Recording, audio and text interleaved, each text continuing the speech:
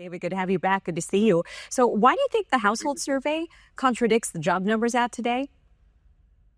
Well, so here's the interesting thing. We get these numbers and they're surveying such a small group of people, and then they use this idea called seasonally adjusting. And we know that this is such a terrible idea given the figures that we got in March. And so March, we get an annualized number that says, hey, not just on a month over month basis like we're talking right now, on a year over year basis, we lost 818,000 jobs last year. I mean, that's missing it by a mile. And so why are these numbers so different? Well, they're different for a number of reasons. One is that when they're counting people that have jobs, you could have two part-time jobs and be counted two different times. When we look at the household survey and we talk about individuals, are you working or not working? We get a slightly different number.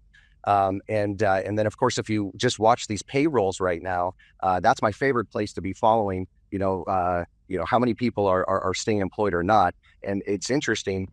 You cited that number of we had 1.2 million unemployed. We're looking at 1.7 right now, actively unemployed.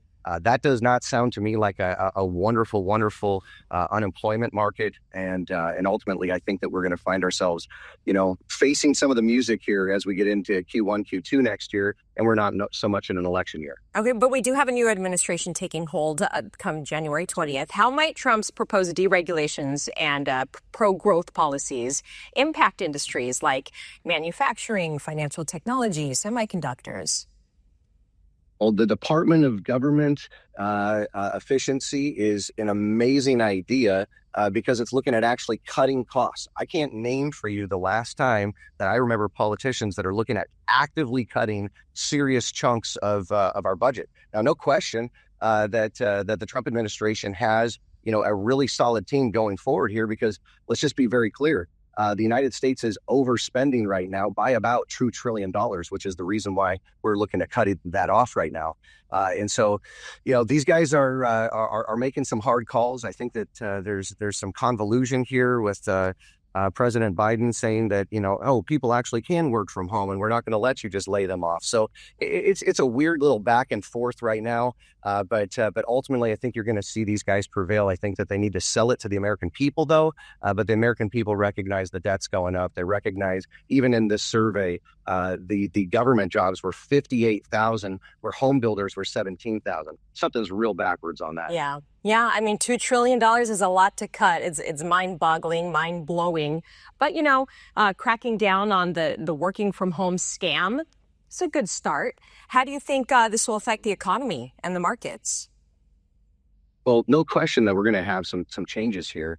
It'll be interesting. I think that there's a lot of people that might be having a work from home employee, and perhaps they're employed by two, maybe even three different places. So it'll be interesting to see, as this economy starts kicking into gear here and the Trump effect continues to move forward, and, maybe more peace comes forward. Let's just hope and pray for that part. And then ultimately, we got some pro-growth strategies here in a Congress that's standing behind this guy. So I think the United States is looking really good as far as, our ability to be on track. But yeah, there's some hard things that are coming. AI is going to take some jobs away.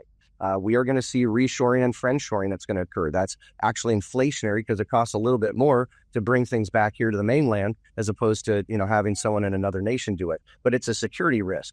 And so I think that we're in a moment right now in 2025 that this nation is 250 years old. This is our value decision. We get to decide, hey, where do we want to go for the next 250 years?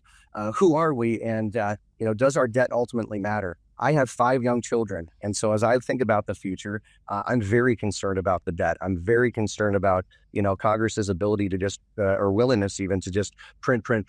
And frankly, I'm concerned that the Federal Reserve is going to just do that next time that we have a problem.